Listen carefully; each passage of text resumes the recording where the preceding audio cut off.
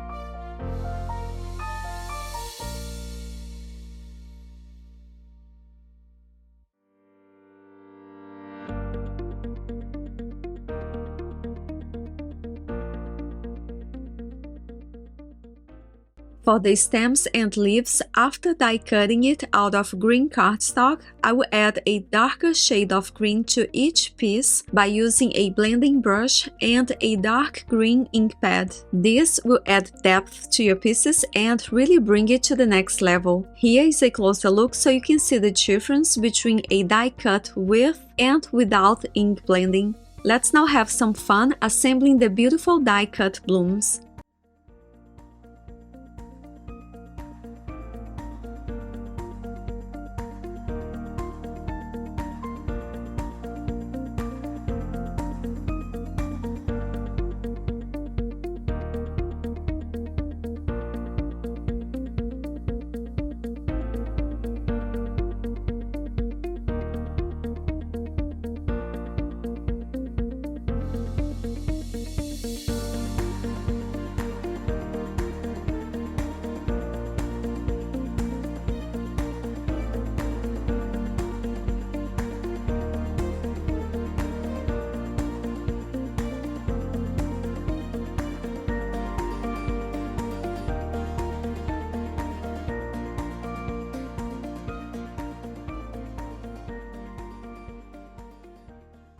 So now that we are done assembling the die cut pieces that we will use later to decorate the front panel, let's work on the card base. To create a postage shaped note card, I will be using the largest plate included in the Spellbinders Postage Edges square die set. And later, using this second largest plate, I will cut out white panels that I will adhere to the front, back and inside of the note card to make it feel heavyweight.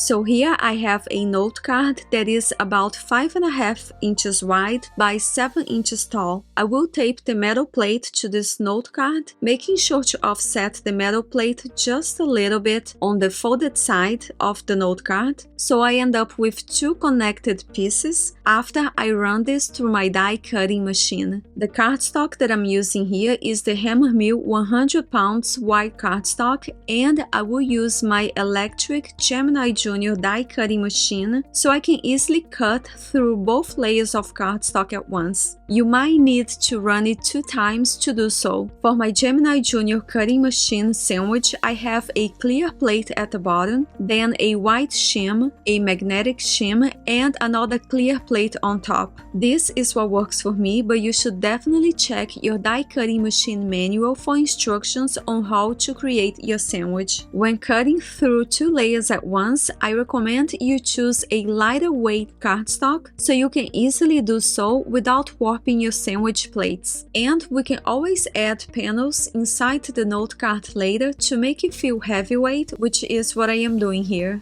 Before gluing this last white panel to the front of my note card, I will apply some yellow ink to the left side, which is where I plan on adhering those pair of die-cut boots. To create my flower arrangement, I will use pieces of clear tape to tape each die cut to the back of these boots. I find this to be better than using liquid adhesive because this way we do not have to wait for anything to dry and we can always rearrange these die cuts if we need to.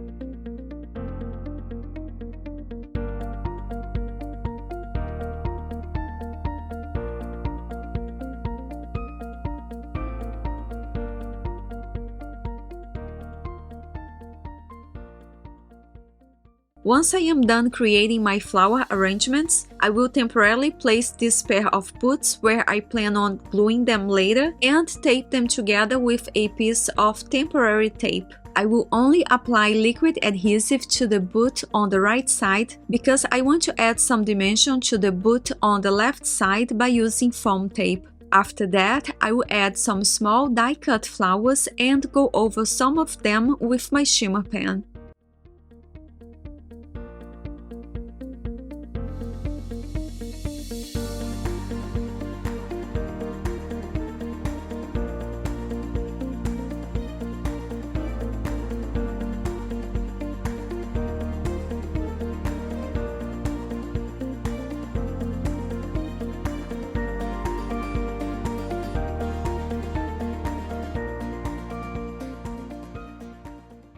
For the sentiment, I will add the word thanks that I die cut out of glitter cardstock using a metal plate included in the Yana's layered script sentiments die set. Since this is a very thin die cut, I will stack 2 die cut pieces before adhering the glitter one on top to make it stand out more.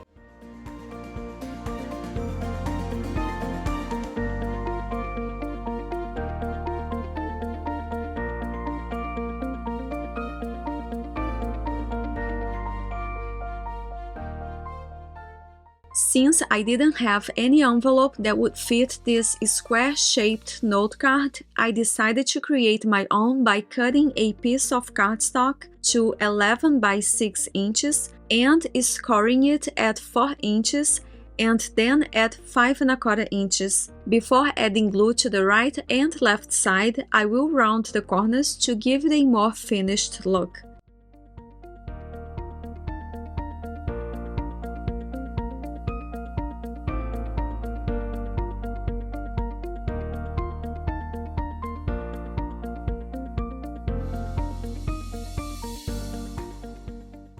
To be able to seal this envelope later, I will add a piece of double-sided tape to the flap of the envelope on the inside. And to make this envelope better match the note card that will go inside, I will add a thin orange-colored cardstock strip to the flap of the envelope. I will trim off the excess with a pair of scissors and round these corners one more time. Here is a closer look at all of the postage-shaped note cards that I have created so far. If you're interested, I have a list of all products used today in the description box down below. If you make something inspired by this video, make sure to tag me on Instagram. I would love to see what you create. For pictures and more information, make sure to visit my blog. Thank you so much for spending this time with me and happy crafting!